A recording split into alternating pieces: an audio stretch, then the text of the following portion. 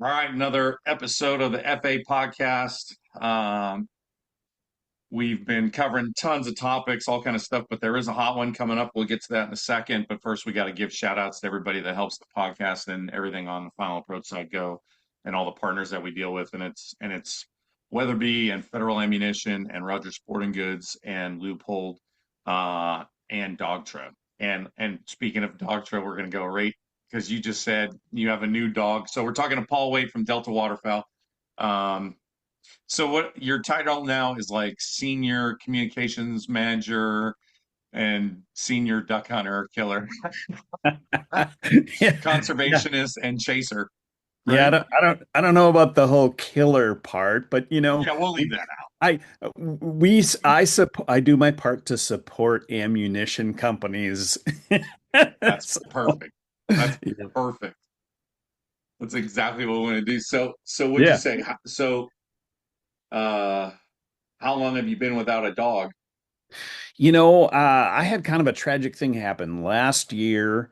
I got a golden retriever pup, Yeah. and she died after 9 months. So she had cancer as a puppy. What? And so my breeder found out that I'd lost the dog. And so she said, "Well, you need a dog." And so she said, "I've got another litter, Oh, different lineage, of course, but still right, good hunting right. lineage. Come pick out a dog." So I did. And so now I have Lucy, and she'll be a full year at the end of this month. Perfect. And so she's been in training all summer, and we've gone teal hunting twice. And the first hunt, I didn't have any opportunities at teal. Lots of wood Yeah. ducks around, no opportunities at teal. Hey. And Friday, I went out again and had a pair of teal coming right at me, and I thought, "Oh, this is going to be good." And for whatever reason, they peeled off at about 50 yards, and Right. I made a snapshot, and of course, my dog wanted to jump out of the boat and go get whatever, and I had to sadly say, "No bird, no bird, no bird." So Yeah, we're still awaiting retrieve number one for that's right. up, but yeah, That's right.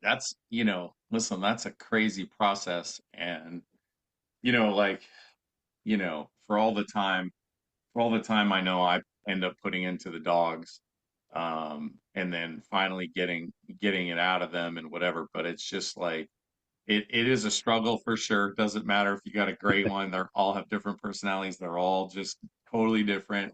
And yeah, you just got to kind of go with it. But I can definitely tell you, like, the worst season I've ever had, and since I've been hunting, is the season where I had no dog. I yeah, was going into the season, uh, money was 9, so we were going into his ninth year, and I'm in China working, for work, and my buddy who watches him and is a trainer said, "I'm running him to the vet, something's up," and he was gone by the time he got to the vet.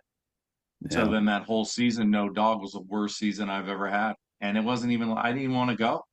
I yeah. didn't want to go. There were some tough moments last year for sure. Yeah. I've never had a really good dog. I had a golden retriever. This is my third golden. So the Yeah. previous one lived to be 12 and a half, and she was the most wonderful, kind, nicest dog in the world. They are. They are. But if anything was in the way, if there was like a stick, a stump, a little bit of weeds, no, no, no, she wasn't doing it. She'd come back and look at you like, "I'm not doing that." So the one that I had last summer was They're all Ruby. different. She was a real red golden, and she'd take your leg off to get at anything. So she was the exact opposite. She had fire, right? Yeah, and this Yeah. this one, Lucy, has good fire too. Good. She's a little more tempered than the last one, Good. but Good. now we're in Because you that can't teen. teach it. You No, can't teach no, the fire. no. She's got the drive. Good. Now we're Good. we're a little bit in the teenage years where Oh yeah. Oh yeah. sit means maybe I'm gonna sit, not Yeah. entirely gonna sit, but I know I'm supposed to sit, but maybe I will, maybe I I'm gonna won't. test it. It's kind Yeah, of sort of a exactly. suggestion. Yeah. Yep. So so we're in that little phase, but Oh, I'm oh headed man. down to Illinois this week too to hunt teal with a couple friends of mine after our season here in Wisconsin ends, and so I've been there. we're I know it gonna all too well. yeah. So So so we saw each other at the show, the Delta yeah, show in Oklahoma yep, City, which was awesome. Great to see you like every year now. yeah, And we were talking duck numbers and we just got into a conversation. I was like, oh my God, I go, we have to get on a podcast because of course, like now the talk, and season dates are out. Everybody's got their dates. People have started. And then, of course, now the duck numbers, the talk and the spreadsheet and the little, picture of everything that's going on comes out and it's splattered everywhere. And then that's like the talk of everywhere. yep, So, because for us out west here, which is crazy, we've gone to 3 pintails, which you and I were talking about, and I want to talk about more. yeah, And all of us out here are like, oh my God, we're going to go from 3 pintails to 1 pintail or no pintails because we're going to freaking shoot so many between Oregon, California, Washington. And then we go backwards on geese and we go to like two and we don't understand that. So there's a lot of wild stuff happening right now. And then you started making it clearer and clearer, just explaining like checking on the nests and how technology has changed all of that. So yeah, that's what I want to talk about for sure because that's mind blowing to me. yeah. So yeah, part of what I was telling you at our expo, and hey, it was great to see you there, and all the other people we had Oh there. We yeah, had a big time in Oklahoma City. for If sure. you missed it, join us next year in Des Moines, Iowa. Little promo. We're already ready. Yeah, yeah. We're ready Um, for it. but yeah, so the duck numbers, because we're in a drought, we've had drought across the prairie and other places as well. Right, Folks are concerned, rightly so, right, that hey, duck numbers are falling, we're trending the wrong way. right. And being conservationists like most duck hunters are, we want to be conservative because we're looking at it long term. We want to duck hunt For sure. 10 years from now, 20 years from now, as long as we possibly can, right? So, Yeah, and what's happened over time, so waterfowl management, the only lever they have to pull in terms of harvest is to tighten or loosen the regulations, right? for sure. What the emerging science, though, has shown that, what we harvest as hunters, does it matter? Yes. Does it matter as much as we think it does? Right. No, not at all. Um, and so a lot of people are having great consternation about the idea that the pintail limit is going to go from 1 to 3 this season, Right. right? Right. And that change was made as a result of a changing model that showed a few things. One of the things it showed was that the Fish and Wildlife Service had their survey work had overestimated the harvest by a factor of 2.3. Really? So more than twice, Hmm. their harvest estimate was more than twice of the actual on Harvest pintails. numbers. Right. So Right. so that's one thing. Also, what it showed So was, how did they get there? How did they like? It was just their formula, or yeah, how? Okay. yeah. So banding data. So the scientists use long-term banding data sets. And I'm not a waterfowl biologist, but I just Sure. work Sure. with a whole Which is bunch as of them. much as yeah, as much Right. info as we can get. Yeah, I work with a bunch of them. And so the banding data showed that our harvest was really not having hardly any impact at all on populations. Now, Right. what has impacted populations is, loss of habitat For sure. and an increase in the amount of predators, and so nest Always. predators. So, Always. so those are the two big factors.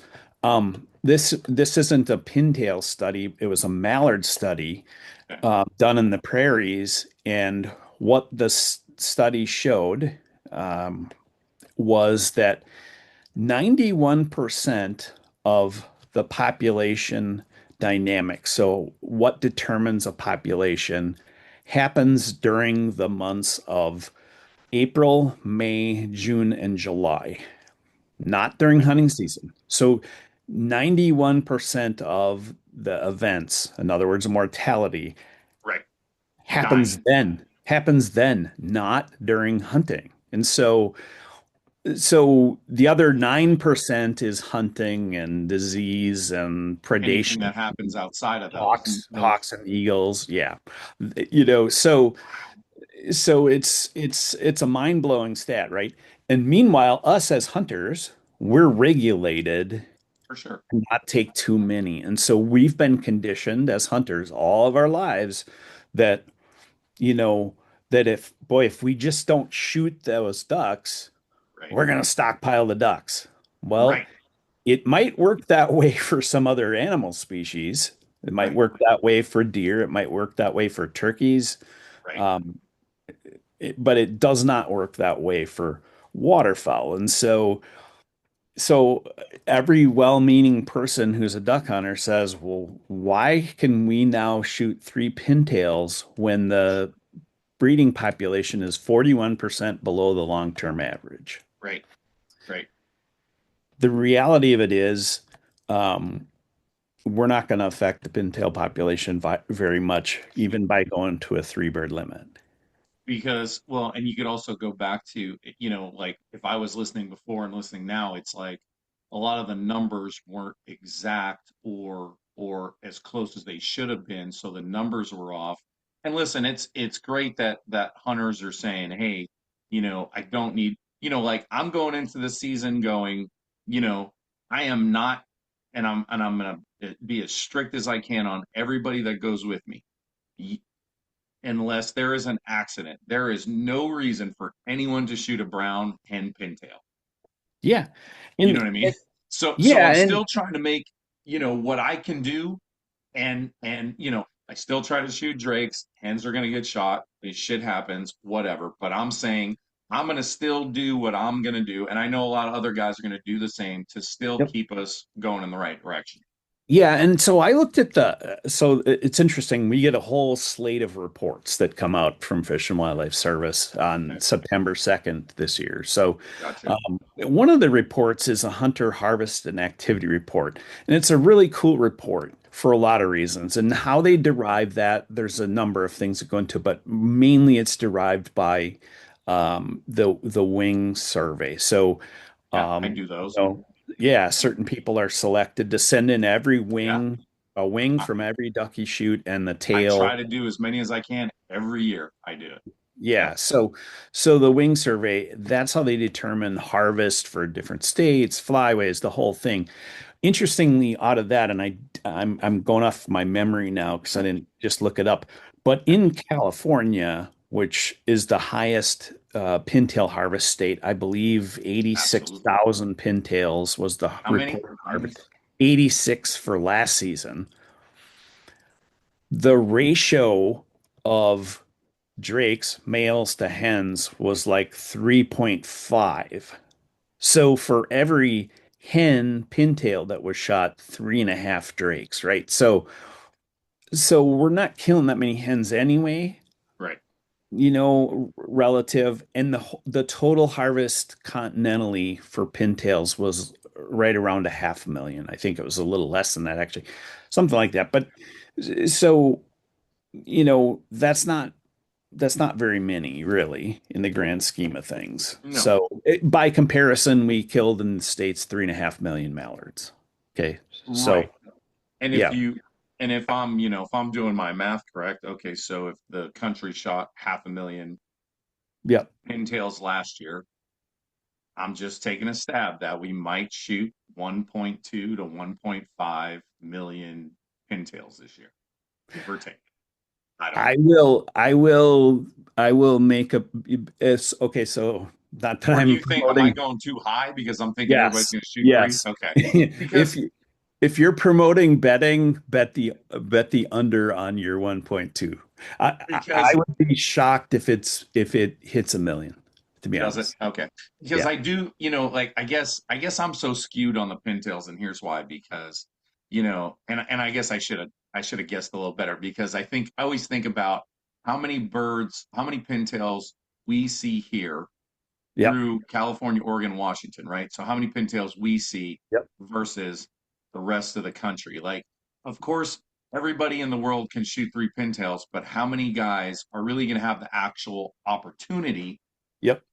to shoot them? Us here, we, it's a dream for us. Like this is insane for us because we're so giddy. Um, because I I, could just see like because the last few years, well, since I've been out here, 20 some years, you take your time, you shoot your best pintail you can, and then you sit there and you watch hundreds pour into the decoys and just wave at you, and you're just like, oh my God. So I, you're probably right for sure. I've got it written down somewhere here, and I can't seem to locate the exact piece of paper. But yeah, the after California, the next biggest state for pintail harvest, I'm pretty sure is Arkansas, Yeah, and it's like half that, like 40,000, something like that, or yeah, 30,000. yeah. North Dakota's in there in the 30,000. No, I'm wrong. Louisiana. Louisiana was next, was Yeah. second, I believe. So And the thing about Texas. Oregon or Washington is we don't have the hunter numbers Yep. to to have a high number of harvest, compared to, Arkansas or Louisiana or Dakota, like you said, North Dakota, like we probably see more and more of those pass through here, but we don't have the hunters to bang those numbers, Yeah. you know. Without question, the harvest will increase. Yeah, for But sure. it's no, I don't think it's even going to double, and Okay. it's sure not going to triple. It's not a we're going from um, one to three, so that's Right. going to triple the Right. harvest. That's what It's I was not. thinking. You Yeah. know, And then I started, yeah, I need to it, think better. no, it's crazy in a lot of states too, and this is also in that report. Uh, I believe the average number of ducks killed per hunter for the whole season is like 10 or 12. Whoa. That's all year. So, when you look at that and you go, well, out of that 10 or 12, yeah, maybe out by you guys, three of that 10 or 12 is going to be pintails or For four. sure. For sure. But the number of hunters, and there will be a bunch that do shoot three pintails, Sure. yes.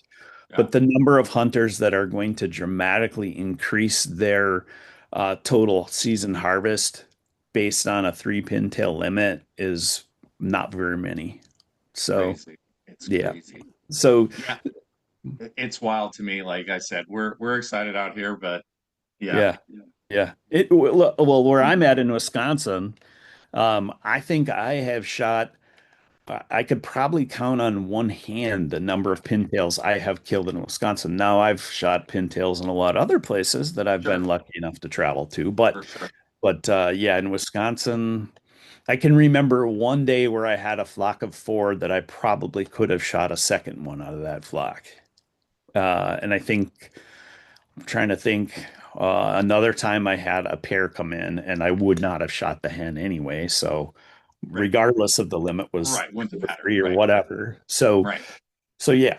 So for me in Wisconsin, Wow. um, we might kill 50 or It's 100 more in it's not gonna matter. Wisconsin. Right. You know, Yeah. so It's not gonna really do much. it's not going to It's not matter gonna, much. And here's the good news. So, because of the way the survey works, yeah. the numbers that they just reported and the metrics, for the season structures for next year, it Right. will be three pintails again next year. Gotcha. So, Because um, you were telling me like there's a threshold that the population has to stay at. yep. And now that they have better numbers and better viewing of nests, and they have some more technology, we'll talk about that in a little bit, about seeing everything that's going on and being more clear, that it can sustain that no problem. Yeah, I mean, look, the numbers will fluctuate a little bit, right? Yeah. But yes, right now the way the metric is, the new model, that it's an Yeah. interim harvest strategy. call it the right thing, or Okay. management strategy. Yeah. That strategy, um, at 1.2 million pintails in the breeding population, the season below that, the season would close. Okay. Gotcha. The lowest we've ever been on pintails in the breeding population was in 2022. We were at Okay. 1.78 million, so just shy of 1.8. So we've been So over that for a while. we've been over, yeah. So this year we're at what, two? Let me look here. Pintails 2.24 million. So two Okay. and a quarter million was the breeding Yeah, population. I actually have that. Let me And it see. went up. It went up from last year by 13%. So Yeah. so we're headed the right direction. And if we Awesome. can just get some rain on the prairie, it'll For sure. head it'll help everything, but certainly it will help pintails as well. So For but sure. but so the yeah, so the point is we've got a three pintail bag limit this year, and the U.S. Fish and Wildlife Service will recommend again a pintail bag. Next Now, year. one thing to note, Kansas did not adopt the three pintail limit for this season. They Really? The kept it state at one. They really kept it at one. the state backed off. Get out. They kept it at one, which they're allowed to do. Right. So states could decide, hey, we don't like this and we're not going to adopt it. So they can be more restrictive than the federal framework. Whoa, that's wild. So they're the only state that did that. To my knowledge, yes. Wow. Kansas, sorry about that. You guys need to write somebody a letter. That So sucks. yeah. But Oh I my I God. also don't I looked at their harvest stats and Yeah, how many do they they're even not shoot? a yeah, Yeah. not that many. So Wow. so it's probably not that big of a deal there for Kansas waterfowl hunters. Crazy. That is crazy. They're after the greenhead, I think. For sure, for sure. So So yeah, we were talking about like the research tools, and yeah, they were you were telling me about like how they've gotten better at finding nests and doing stuff like that because you've read the stories and you've seen the old videos of like four-wheelers and dragging a chain through and trying to find her. She jumps up and you're like, okay, there's a nest there, there's a nest there, and you kind of go through. Uh, but yep. now you said the technology is kind of bumped up a little bit. It absolutely is. So about 2017, Delta started working with thermal imaging cameras mounted on drones. And to be honest with you, some of our scientists said, I don't think this is going to work. Right, And um, and it kind of did. It worked pretty well, but there were some issues with it. right, The thermal imaging cameras, if it was a sunny day, everything glowed, for so it, sure. yeah, but they've refined the technology, how Yeah, fast technology moves. So they've yeah. refined the technology, and now, boy, the last few years, it's really darn good. And we have several projects on the prairie. We've got one in South Dakota. We've got a couple in Manitoba. We had one in Saskatchewan, where we're using drones to count pairs, nesting pairs in the spring, and then we're using them to find ducks. We're using them to find ducks on nests, and Yeah. then we're using them to find broods and do brood surveys. And we've been using nasal saddle markers in some of our studies. Oh yeah. I So saw what that. they'll do, what the researcher will do, is right before that duck is about to hatch the nest, they'll go Yeah. catch the hen, and they put this bright yellow marker that's got a symbol and a number or letter on Okay. it. So it might be +8. Okay. Okay. And with our drone at 200 feet up, we can see, we've got really good cameras that can zoom. We can see that hen. And so they monitor the brood with that hen once she hatches. They'll go find her That's wild. again. That's And crazy. so they'll monitor, say it's the one +8. So Right. they'll go find +8. And this week she hatched, we know how many eggs she had. So we Right. know, oh, well, of her 9 eggs, seven hatched. She's got seven ducklings. Yeah. A week from now, we find her again. Oh, now Right. she's got five ducklings. So we can monitor brood sizes that way. Right. And it gives us a much better count on broods. The other thing is the way we used to do brood surveys and still do to some extent is on foot. And you know what happens when you're on foot? You Yeah, pull up in a truck or an ATV, and you guess what all the ducks do? They all scatter. for Well, sure. if you send a drone up 200 feet above them, they don't do anything differently than they've been doing. So you They can don't do actually anything. They don't even move, right? no, they don't. And so you can count the broods on that pond. And not only that, you can see them all with the eagle eye. And then Yeah, you've got the thermal imaging camera. So they all throw a heat signature. yeah. So you can actually accurately count the exact number of ducks on the pond and know that, hey, we know how many broods and how many ducklings and are on that pond. It's really cool. Well, the other thing that it's probably helpful for is, like you said, like you can check in so you can get some other numbers moving Right. forward, meaning that she started with 8, she ended Yep. with 5, or whatever the case may be, and that goes back to predator control. Right. Was there a farming practice that disrupted, you know what I mean? Yep. Because they always talk about, I get it, it's clean farming just about everywhere, right? So, did that get farmed? Uh, Nests get destroyed, like whatever the case may be. Right.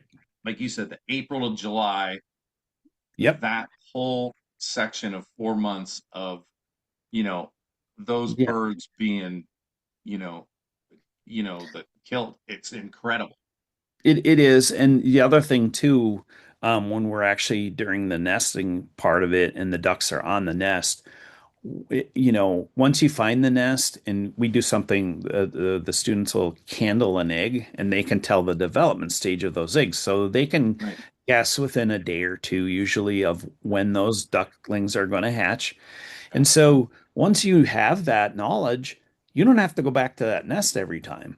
Right. Whereas before, you'd go back there every few days and, what are you doing? You're blazing a path to a Right. duck nest. You're disturbing that duck. For And sure. ducks do abandon. So Right. sometimes, if they get pestered too much, They'll just they'll go. leave and just go away. So Yeah. so this is a much better way for the ducks too. You can observe them from 200 feet up and go, yep, she's still on the nest. We're good. So Totally less evasive. I mean, that's a huge thing. And like absolutely. you said, like the last thing you want to do is traipse a trail right to the nest. I mean, a Yeah, coyote can easily follow your scent right into her scent to, like whatever. Like for right. sure, that totally can go on. Right. And the other part of it is from a research, human power. It takes a whole lot less time to send up a drone. You can cover a lot more area in a Oh, lot less time and more accurately for too. sure. So it's more accurate, less resources, and it's better for the ducks. Yeah. And we get better data. I mean, that's Win-win. pluses all the way around. I mean, you know what I mean? Like Absolutely. that's a huge, huge deal. Yeah. Less evasive, like all that, efficient. I mean, like you said, you can't get any better. Like, Yeah. thank God it's finally catching up. It's kind Right. of, I kind of feel, listen, you've been around this a long time, like so have I. It's like, I've been listening to duck numbers since I was a kid, right? Hmm. And being told, from all the guys above me, like this is what you do, and you gotta be a conservationist, you gotta do this, you gotta do that. And we grown through all this stuff, and now it seems like, I'm not saying the numbers were way, way off. Maybe in some things they were, but it's like now that technology is just making everything a lot easier, more efficient, better, like just so Yeah. much more accurate. So It much better for everybody. It it absolutely is. The other thing I'd say, and this is something I want to write about more, Yeah, and I might be getting myself into a little trouble here by saying this, but I'm going to tell you anyway, because I just want to put this out there. So the survey so this year the survey said there's 33.98 million ducks, right? And right. so that's an index. Yeah, And I can so pull this up so we could here, I yeah, can pull it up so we could look at yeah, it. Hold on. yeah, Let me pull it up. So there it is. yeah, There's the yeah, numbers. So there's yeah, the bottom, yeah. 33.98. Right. Right. And so this is an index of of habitat in a certain area. This is called the Traditional Survey Area Okay. Index, okay? There are more, a lot more than 33.98 million ducks, okay? Right. That's the index. So this indicator index thing. And so they do it this way. It compares year over year over a long-term data set. This data set goes back to 1955, okay? Wow. Every year except for two for recently for COVID, right? But Right. every year they fly this. So it's an index, it's an indicator, trend indicator, more than it is an actual population. Number. Right. What'll blow your mind, and so if you read the fine print in this report, and it's 80 some pages, I think, Oh, I can only imagine. Right. certain duck species are not included in the 33.98. Okay. And one of those species that's not included is wood ducks. For sure. You know how many wood ducks there are? It's millions, right? You Right. know, if you put wood ducks in this chart, they would be, right up in there with, I don't know if they'd be as high as mallards, I doubt it, but they'd be up in there with blue wings Sure. or shovelers or widgeon, right? Few Right. million. Right. They don't even count in this number. So in that 33.98, there's no wood ducks. There's also a bunch of other species that aren't counted, aren't Oh, for sure. included in the totals. And so when people Yeah. say, well, there's 33.98 million ducks, no, it's an index. So, Right. um, compared to last year is where you get your value, right? Compared Right. to previous years, compared to the long-term data set, that's where you get your Right. value. And that's Right. an indicator of how the populations are trending. Yeah. Like so when you're looking at okay, so long-term average, Yep. mallards are down 17%, Yeah. but like you're saying, they're still in a really good place. So, when people see that Right. red 17, right? Right. Oh, there's cause for concern there for Yeah. sure. When it was wet in the mid 2010s, back to 2015, Right. we were at in this index, we were at, 9 or 10 or 11 million mallards. Right. So yeah, there's cause for concern. But Right. remember that long-term average, that goes all the way back to 1955. Right. And while we've got that up there, when we look at pintails and it's Yep. minus 41 and everybody gets Right. super concerned, and Right. you know, there's cause for concern. Um, Early in the survey in the 1950s, the numbers were 10 million, 6 million, 8 million. We had a lot more pintails back then. And so, and some people have said that those counts may or may not have been wholly accurate, but Accurate. Right.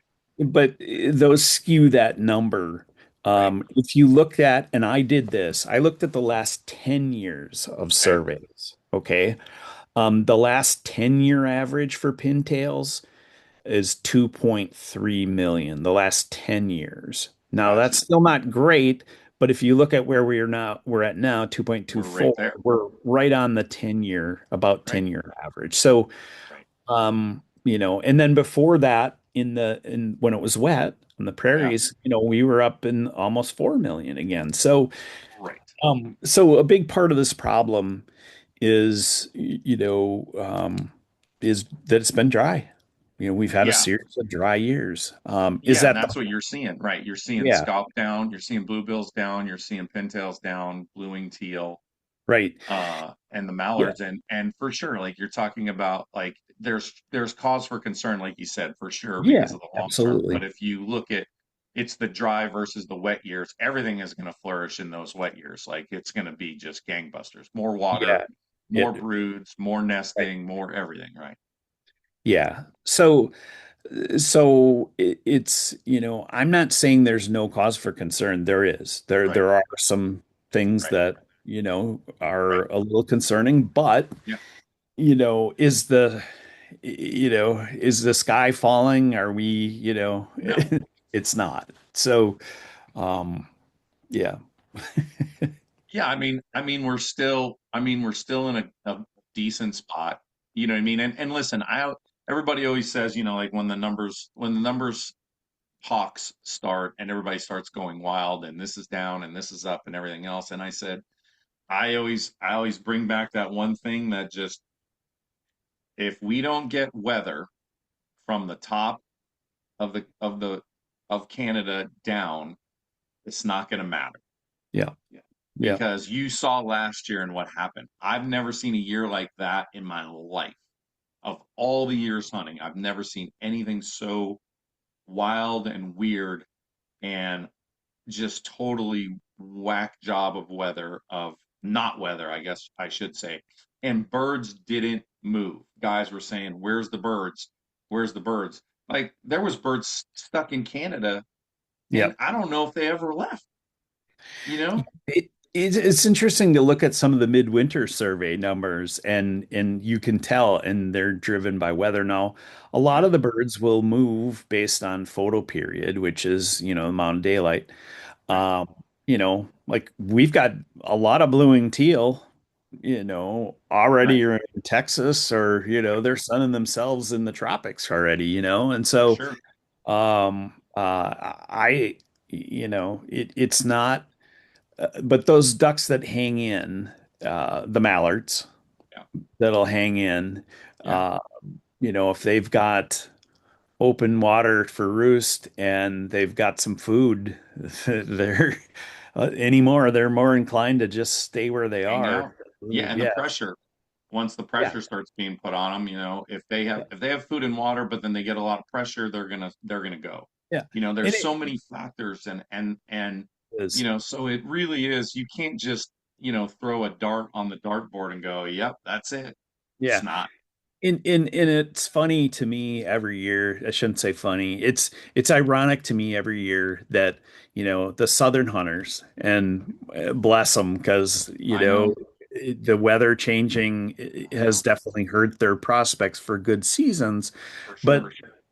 they're pointing fingers at folks up here up north, and saying, yeah, you guys are holding all the birds. Well, our season already ended, Yeah, so there's if anyone was running an ice eater to keep open water, they're not doing that anymore. Or like I why had a bother, right? guy last year. Our season ended before Thanksgiving, and I had a guy in early December telling me that all these guys up here by me were holding ducks, and I said, our season ended 10 days ago. We're not holding any ducks. If Right. we're if we're holding ducks, they're here voluntarily. We're not doing anything to help. Like, I don't know. I, I and mean, and it was funny because the day that that guy called me, uh, a buddy called me and said, "Hey man, you want to go ice fishing?" oh my God, I'm it was like, that it was "Yeah, that cold. yeah, it was cold enough. Yeah, we had some ice." Yeah, and So it's like, listen, I'd love to trap them here, and hold them here, but like there's no way to do it. Like not happening. they just come and go as they please. So there's no There- Yep. there's I there's no nothing. They're on their own accord. But and listen, everybody, the conversation has got into more people planting more food, more places and all that. And listen, there's factors in that too. Like are. okay, so more food is being planted in certain areas and flooded and more duck clubs and more properties and more stuff like that. Yeah. But if the guys are hunting it and pressuring them, they're just not going to stick around. They're not just going to keep going and getting beat up. They're going to move on at some point. So Yeah. like that Yep. that conversation can only go so far because Right. they'll either do one of two things. They'll go nocturnal or they'll leave. Right. Yeah. And that brings up something good for me to tell you about. Yeah, And we at Delta Waterfowl haven't widely distributed this yet, but we're working on a new initiative, and it's called Restoring Our Refuges. And so what we're interested in doing, and this will really help the southern duck hunter, right? yeah, It'll help all duck hunters, but it's really aimed at helping our folks who have had some issues down south. sure. What we've identified, we Delta and some partners have identified, is that there's this huge backlog of maintenance. We're talking about broken down levees that were Yep. washed out, different things at refuges. And there's Sure. just Water money. structures, Yeah. whatever. I'm There's, sure.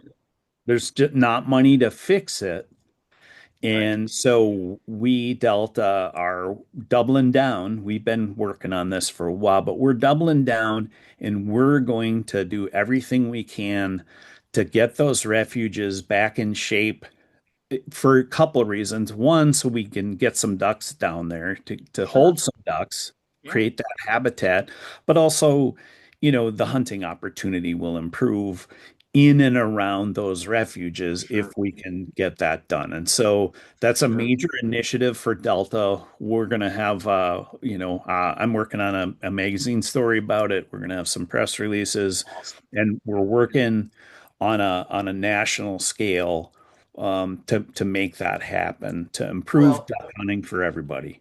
and you're seeing some of the initiatives on that part too. You're seeing some of the, you know, federal refuge systems opening up some more hunting opportunities as Yep. well. Like that's going to make a huge difference as well. Like all these things coming into play, because we always talk about this, why are hunter numbers down? Like what's going on? We could talk, till we're blue in the face. I Right. always go back to, okay, so maybe this generation didn't usher in the next generation. And you could talk all that, and all that, but I really do think it all comes down to just access. And It that's the does. hardest thing. Yeah, I mean, if we have access and we have lots of ducks and geese, hey, Guys are gonna everybody's go, happy. and It's girls. Yep, They're going. absolutely. So, not to toot our horn at Delta Yeah, too much, but we are working on these things, and our predator yeah, management program produces ducks. Our hen houses produce ducks, and then on the back end of that, we're working to make sure that we have that quality access for hunters, and also that good habitat, that good wintering habitat for food. One of the things that's happened, like you look at Louisiana and other parts in the South, one of the things that's happened is they've gone away from, and duck hunters didn't do this, but they went away from rice agriculture. right. So there's not as much rice on the landscape, and there's not as much food, and so There you you're go. not drawn as many ducks to those areas, and so Sure. you know, and that affects everyone. It affects the private land guys. It affects the public land Everybody. people. Every duck Yeah. hunter out there feels the pain from not having that wintering food base Yeah. there. Less ducks around, less food, less ducks. I mean, less Absolutely. water, less ducks. Like you could Yeah. throw it all at it. Yeah. Right. And in California, they can't burn the rice fields like they can in Right. Arkansas and other Right. places. And so that water stays on more there. But there's programs, there's W Rice in Arkansas that pays those producers to keep water on the landscape longer, and then pays them more if they'll allow access. So Right. there's some There's some incentives. programs like that. Yeah. Yeah. So those are good things, and those provide Yeah. What, access. like if you've ever been to, I'll just take that for instance. Like if you've ever been to kind of Calusa or the Sac Valley in California, and you drive down any stretch of freeway that has a refuge system and has rice, I mean, there is miles of water on rice and miles of birds. Yeah. Even in a bad year, it's unbelievable. And, water, food, birds. Like Yeah. it's not Yeah. hard. It's not a hard No, equation. no, it's not. And I get to go out there beginning of November. So Oh, we're you're gonna, where are you yeah. heading? Near Yuba City. So Oh we yeah, we're doing our nice. so we're doing our annual Delta Waterfowl decoy hunt. And so Oh yeah, yeah. Oh, that's yeah, so every cool. year we pick a species, and Oh, um, cool. we invite carvers to participate in that, send us a decoy, and we Oh, get that'll some be, beautiful decoys. oh, I Uh, bet. Oh, I and bet. then we hunt them. We go to a location, we hunt them. I photograph it, we write a story, and then all those decoys will go back into our chapter system and get auctioned off That's to cool. raise funds for conservation. It's fun. This year we're doing wood ducks. So Nice. so we're coming out and we're going to hunt a few days Nice. uh, with the host, and it should be pretty cool out there. So, So here's a question. So we talk about like predator management, and you guys are doing a ton of stuff uh, to figure out that's an issue and do whatever. So I guess my question is, how do we press upon everybody that lives in those areas to predator hunt as much as possible? Like what else, you know what I mean? Like what else can we do other than literally getting a busload of rednecks who have rifles to go up there and literally shoot every coyote because I'll get right on the bus. I'll be on it in 2 seconds. I'm there, you right? know, yeah, I love the sentiment. Interestingly, coyotes are kind of Or not, raccoons or whatever. But yeah, I just threw yeah. that in there. So, Right. But it's so probably the other ones. Right. yeah, it really is. It really is the raccoons and the skunks, and to some other degree, there's lots of things that it will eat a duck nest, right?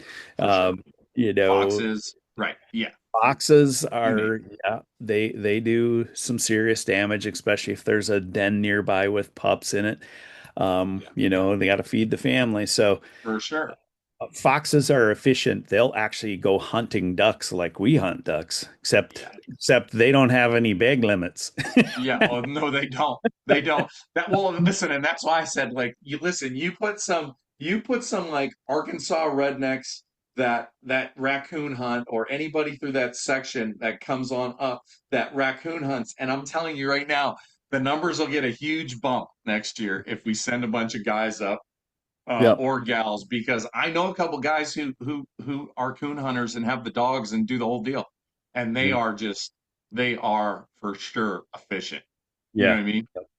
Yeah. So our predator management program, so we trap from March 15th to July 15th, Yeah, and we hire trappers on a contract, awesome. and they're able to target specific areas, nesting areas, and it's really efficient.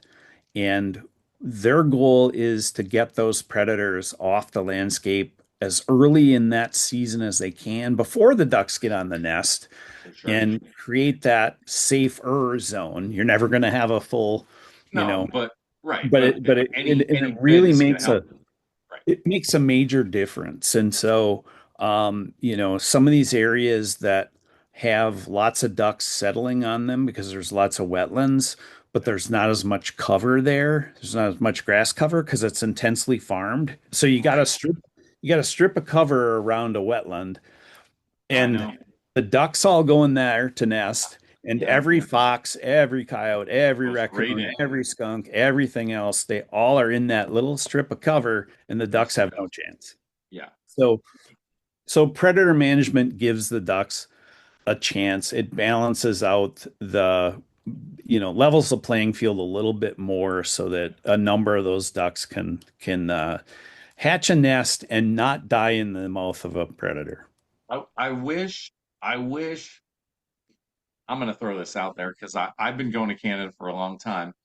I wish Canada would say, you guys can predator hunt because when you go up, you have to buy like a full game license, like a big game license to hunt coyotes and Yep. then other predators and stuff like that. I wish Canada would say, hey, you know what? It's open to you guys to come up and predator hunt in the spring, before the nesting starts, like that winter through. It's open to you guys.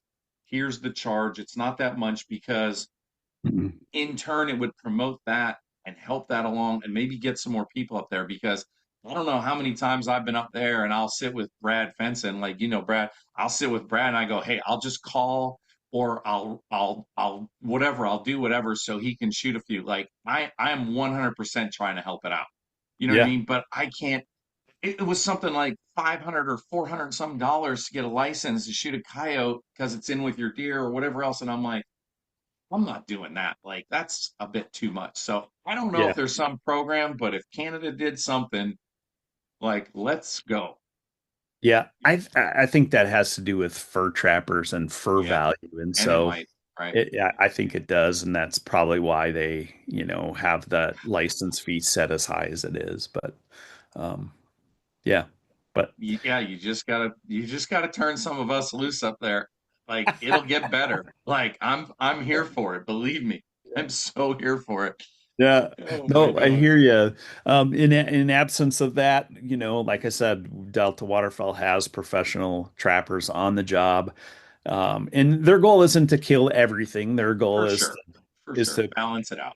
protect those areas that have high numbers of nesting ducks and not enough cover for the Yeah. ducks to hide. So, Yeah. anyway, Listen, you guys are doing all the right things. You're doing the Lord's work. There's no doubt about it. Like you're up top and you're going down south. Like you guys are doing as much as you can. There's no doubt about it. So I got no complaints here for sure. You guys are grinding hard.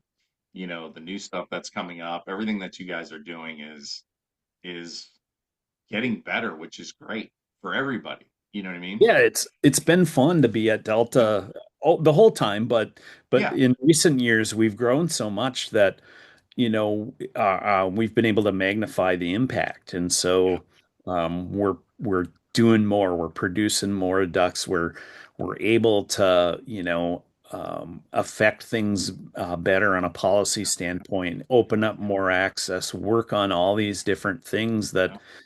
I mean, we call ourselves the Duck Hunters Organization, and There's no doubt. honestly, I mean, it fits. It's what we are, and we Right. tell people, and we live it too, that everything we do impacts duck populations and Right. waterfowl populations. We For sure. use duck I know we generically. use that word. I know. Yeah, duck But it's everything. populations, It's and listen, it's shorebirds, it's down to everything. Like it's yeah, everything for yeah. sure.